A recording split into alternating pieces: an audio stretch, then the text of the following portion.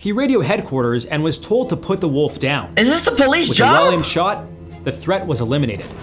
But just as he went to inspect the wolf's body, he got another alarming call. Oh. His colleagues were face to face with a lion near the Thompson residence, armed with standard-issued pistols.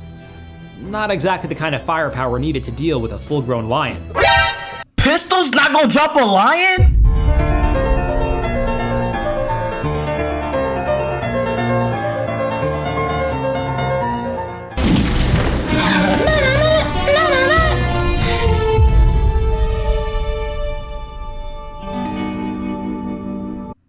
The Zanesville Massacre.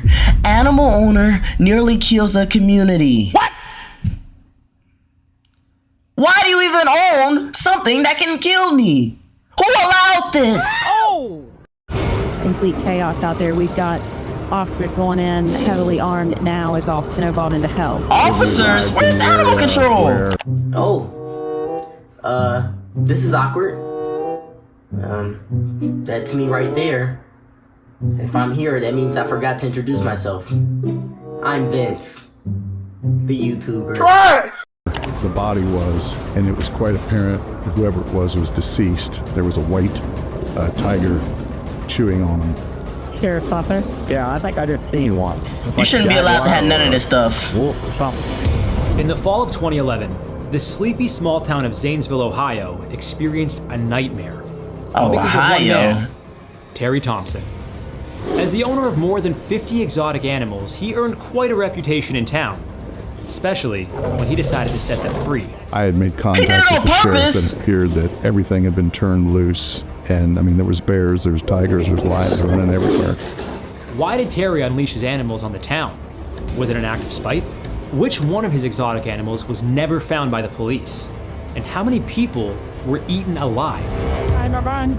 Yeah, the Coach Dock on Coach Dock Road, and we live next to Terry Thompson, and there's a bear and a lion now. First of all, you find out your neighbor has bears and lions, you gotta move immediately. I don't care what type of debt you go in. That's not your house anymore. Oh. He got bears, lions, and tigers. He might be a serial killer. Nobody just has those pets just because. I don't trust him. Nah, bro, I don't care how much money you have, bro. You don't need a pet tiger, let alone 5 of them. Like, that's where I draw the line. This is Zanesville, Ohio. A quaint town known for its unique Y-shaped bridge and being the pottery capital of the world. Ohio is dirty. It's the type of place where everyone knows everyone, and most residents knew about Terry and his eclectic animal farm. Yeah, Terry was different. Terry always kind of pushed the envelope, but Terry was Terry. Terry was born and raised just east of Zanesville. In his youth, he was passionate about flying and acquired his pilot's license as soon as he was of age. With an exciting career ahead of him, his life was turned upside down when he was drafted into the Vietnam War. In the years following his tour, the trauma continued to haunt him. After returning home, Terry met his wife Marion, a teacher who was also a decorated prize-winning horse rider and animal lover. He opened a motorcycle shop and got a license to sell guns, all while gaining a reputation for doing things a little differently than everyone else. Red flags. One day, for Marion's birthday, Terry bought a baby tiger cub at an exotic animal auction, a gift that would quickly turn into his new obsession. From guns to cars, and then animals, Terry was a hoarder, feeling he could never have enough. The couple sunk thousands of dollars into their amateur zoo, housing lions, tigers, bears, wolves, and even monkeys. To feed their hungry residents, Terry was known for collecting roadkill, taking dead livestock from neighbors, and buying leftover chicken parts unfit for eating. Soon, he turned his collection into a business, acting as an animal handler for Animal Planet's show Wild Kingdom in 2008. Oh, so he was famous. Wild Kingdom. He also provided a lion cub for a photo shoot with supermodel Heidi Klum. But later that year, his side hustle, selling guns, began to raise suspicion. The Bureau of Alcohol, Tobacco, Firearms, and Explosives, the ATF, raided his home, taking away 133 guns and dozens of rounds of ammunition. To make matters worse, his marriage was on the rocks. Terry accused Marion of ratting him out to the authorities and was known to be verbally abusive toward her. After 40 years of marriage, Marion decided to separate. Ultimately, He pleaded guilty to possession of unregistered firearms. How many years and he served get? 10 months in prison. Huh? And despite 10 his efforts to months? patch things up with Marion, 10 months for firearms? My uncle got 10 years for drugs. 10 years for selling weed. They get this dude 10 months for firearms. You ain't get up out of here. she had no sympathy for him. I think Terry's downfall is that when he returned from prison, Marion was not at the farm waiting for him. Who was at the Drowning farm? in debt and suspicious his wife had cheated on him during his time in prison, Terry did something no one could have prepared for. On October 18th, 2011, Terry's neighbor Sam Kopchak noticed something was off while leading his horse, Red, to pasture. I saw the horses that were there. Was probably about 60 horses I estimate that they had. They were going around in a circle. And I said, well, they're not supposed to do that. Something's going on, you know. Sam decided to take a closer look and headed over to the edge of Terry's paddock. He saw a dark shape emerge in the middle of the It's a circling bear. horses. A large black bear. Sam initially brushed this off as a rare sighting of an endangered animal in Ohio and did his best to calm down Red.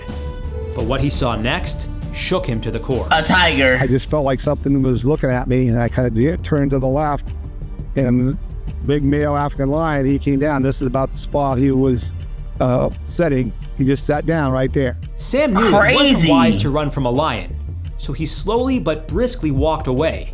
I'm playing He only dead. looked back once, about a third of the way from his barn, to see the lion staring ominously at him behind a fence it could easily vault over.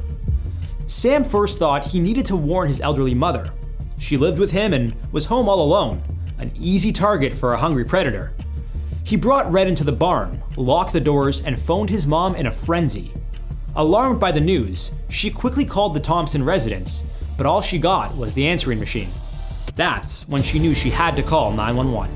45 and I'm calling 911 immediately. I'm not calling Thompson to be like, hey, your pet lion's on the loose. No. Do 911. Yeah. The psychopath is psychopathing something. No, I'm not telling Thompson to come get his lion. I'm saying police, come shoot this thing. 54, 45 and 54 behind Kopchak Road. Complaint advised there is a bear and a lion loose running in the area. I was kind of skeptical right at first. I just thought maybe somebody had seen a big dog or something. No. Deputy Jonathan Mary, who was serving a court summons just a couple miles outside of town, received the strange call and acted immediately. He drove up and knocked on Mrs. Kopchak's door. A large gray wolf ran along the road behind him as he turned around. Oh, Mary hopped into his patrol car and followed the wolf. As it approached a nearby house, he got out, grabbed his rifle from the trunk, and approached it slowly. He radioed headquarters and was told to put the wolf down. is this the police With a well-aimed job? shot, the threat was eliminated. But just as he went to inspect the wolf's body, He got another alarming call. Oh, His colleagues were face to face with a lion near the Thompson residence, armed with standard-issued pistols. Not exactly the kind of firepower needed to deal with a full-grown lion. pistols not gonna drop a lion? What are these things, tanks? What do you mean pistols? We got 2 pistols, 9 shots each. He's not eating 18 bullets. 1 to the head, he's dead. Meanwhile, Sergeant Steve Blake rushed to the scene and pulled up to the Thompson property. He and John Moore, Terry's animal caretaker, approached the Thompson house. They found cages that were cut, some left open, and 2 that contained a couple of monkeys and a dog. They came across a gruesome scene as they cautiously walked to the barn. What? A large white tiger was eating something. Was it Terry? Upon closer inspection, it was a body that was barely recognizable. Oh. As Deputy Mary drove up the hill toward the Thompson property, he saw another deputy running in fear. Mary reached for his rifle, but it snagged on the cruiser's computer stand. Instead, he grabbed his Glock. As soon as he turned around, a 350-pound black bear charged him. Dang! Usually, black bears will do a bluff charge to test your dominance. Your best bet to survive is to stand your ground and look tall. I'm running. But most of all, don't run. No, I'm running. Just a few feet away from him, Mary shot the bear. Thankfully, it was in the head. Otherwise, his Glock's bullet likely wouldn't have slowed it down. Shaken by the ordeal, he went to grab his rifle from his patrol car, and it's a good thing he did. Just moments later, a large African lioness crawled under Terry's fence and ran down the road toward another neighbor's home. Mary aimed and took the shot. Another one down, but how many were left to go? I feel bad for the animals now. A number of emergency units, including the Columbus Zoo's capture and recovery team, arrived at the Thompson property, preparing for the worst possible scenario. On the way to the scene, I made it clear to the guys on the scene that if there were any animals outside the pasture field or looking like they were going out of the fence, they would be put down. We were first I guess you got to. by, I believe it was 2 tigers come out of a barn towards us. And as they rushed the truck, we were forced to dispatch them. But what if you encountered a tiger and didn't have a gun? Stay calm. Play and dead. slowly back away. Don't make eye contact, as this could be seen as threatening to the tiger. The same. Was he Itachi? Help! I can't look at this thing? I can't look at this thing or I'm dead? I'm playing dead. That's the best option. Advice goes for most wild cats. Avoid turning and running. It will only make you vulnerable to an attack from behind. If the tiger continues to approach you, make yourself appear big. Make loud noises too. If it attacks, fight like hell. It's your best chance at survival. Fight. Here on How to Survive, we cover all kinds of survival scenarios. So make sure to hit that like button and subscribe for more incredible survival stories. Still putting together the pieces of what happened, the officers approached a mangled body. Unknown to them, dozens of wild predators were still loose, waiting for the opportunity to How pounce. many tigers did Then he we have? arrived in the area of where the body was, and it was quite apparent that whoever it was deceased. There was a white tiger chewing on him. The officers figured at the time that Terry's animals must have gotten loose and killed him. They started shutting the doors to contain the animals still in their cages. It was then that they realized this large escape was no accident. I look over, and maybe 3 feet away from where the door is, there's a large hole that's cut in the chain link fence. As soon as I saw that, I remember the blue bolt lock cutters that are laying beside Terry Thompson. An investigation was needed to determine what happened. Still, the priority now was ensuring Zanesville citizens' safety. Officers, armed with both tranquilizers and guns, were now on a mission. I'm on Where's 23, animal and there's control? a lion in the way. 11 square here. Stay indoors. Remain indoors. Don't try to approach him. 911. Yeah, there's a lion on Mount Perry Road in Gray Shot. I'm pretty sure, and I just saw a wolf. I think I just seen one. Looks like a jaguar or a wolf or something. Now, what can law enforcement do? You've got an immediate logistical problem in front of you, which is that you've got a lot of very dangerous animals in an environment that they're not familiar with. You just and gotta kill them. uncontained. So you have to do something. Your primary purpose here is to preserve human life. And you have dangerous animals out and about. As they began to lose sunlight, authorities grew more concerned about wild animals being loose at night, leaving unsuspecting victims in even more danger.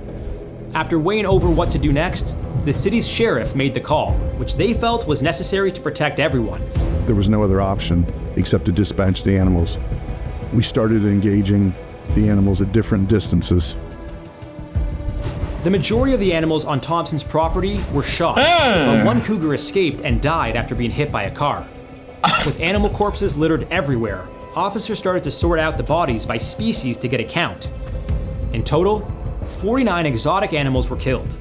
This Why do you included have that 18 many Bengal tigers, animals? 17 lions, 6 black bears, a pair of grizzlies, 3 mountain lions, 2 wolves, and a baboon.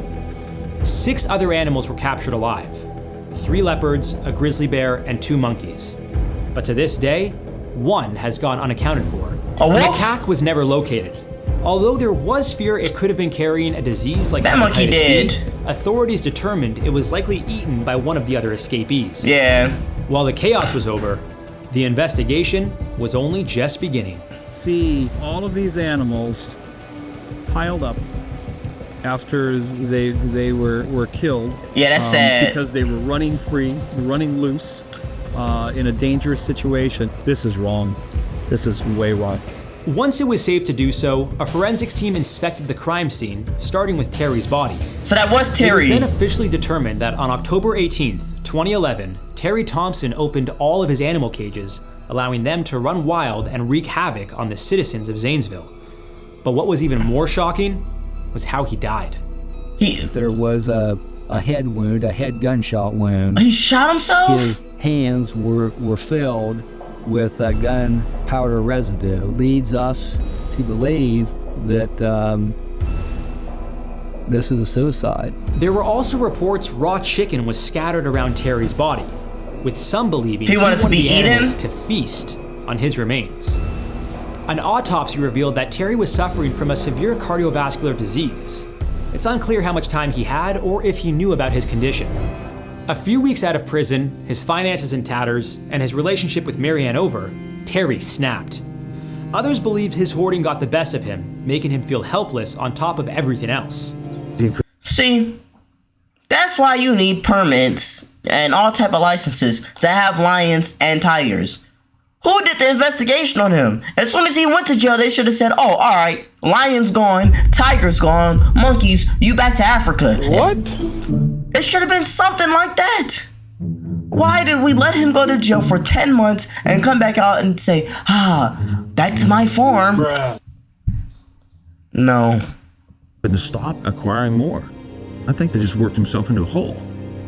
But he just couldn't bring himself to get rid of. When Marianne came to the property, she was distraught, to say the least. After agreeing to relocate the 6 surviving animals to a zoo, she insisted they be buried on their property when they passed. You reached Jim County Sheriff's Office. You're shooting animals! You guys are outrageous! Man, shooting animals with live rounds, you... The backlash the authorities received from citizens and the world was swift. Many thought the deaths of the animals, including 18 endangered Bengal tigers, were unnecessary. I'm sorry to say that what the sheriff did had to be done, or else we would have had carnage. Way more casualties, right? Now you could say, oh, they could have, I don't know, people said at the time, oh, they should have tranquilized them and relocated them. Well, where are these magic tranquilizers coming from? Some local vet happens to be fully kitted up to tranquilize 50-odd huge, wild, aggressive animals with the experience. Massively unlikely. Thinking about this, these animals are spreading out further and further. So, I mean, it's regrettable, but I think the law enforcement did exactly the right thing, and they probably should have done it sooner. With only one death, due to a self-inflicted wound, the amount of damage done to the public was kept to a minimum. About a mile down the road that evening, there was a tournament soccer game going on. There could have been a lot of tragedy, and there wasn't. For the most part, no one was injured. Before the Zanesville massacre, exotic animal laws in Ohio and other parts of the country were fairly lax. In fact, a person could technically buy a lion or tiger without telling anyone, including the government or their neighbors. And that's insane. The United States Department of Agriculture would need to be informed only if you crossed state lines with them or put them on display for others to see.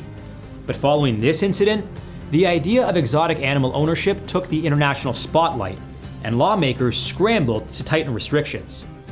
It took 3 years, but as of January 1st, 2014, Ohio's exotic animal laws were made official, banning dozens of animals from being privately owned. We have vipers here, we have baboons, you have lions, tigers, everything. And you would never think it is here in America, but it is here, and it is rampant, and it is running wild. The award-winning 2010 documentary, The Elephant in the Living Room, highlighted the sad state of exotic animal ownership across the U.S. But it's not even good conditions. There are just under 4,000 tigers in the wild, substantially fewer than the estimated 5,000 captive tigers in the U.S. alone. Although some believe wild animals belong in their natural habitat, others, like Joe Exotic, aka the Tiger King, feel they're doing what's best for them.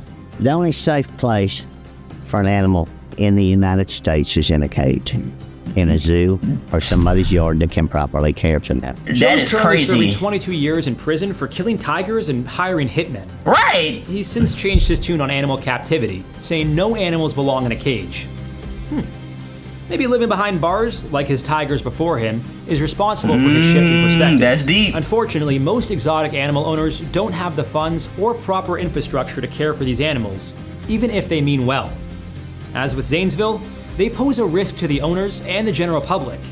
As far as I'm concerned, I can't see that there's ever any need for a private individual to be keeping a lion or a tiger. Ever. And I also don't think that it's really possible in most cases for a private individual to satisfactorily keep an animal like that. These are wild animals. What you require, and bearing in mind that the zoos struggle The idea that you can, as a private individual, keep them, I think is quite tricky. And I think if you want to, you probably should scale up what you're doing to the size of a zoo and apply to become a zoo. However, even visiting a zoo isn't always safe, as spectators have gotten too close and personal with some animals. Other times, animals have found ways to escape their enclosures, wreaking havoc on anyone nearby. We did an episode exploring some of the...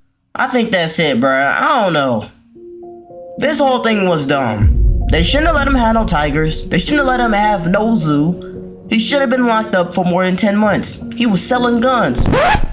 He's crazy. And you got the people on the phone talking about, you're killing animals. Okay, let a tiger knock on your front door. Best believe you gonna want the police to shoot him then. Save me.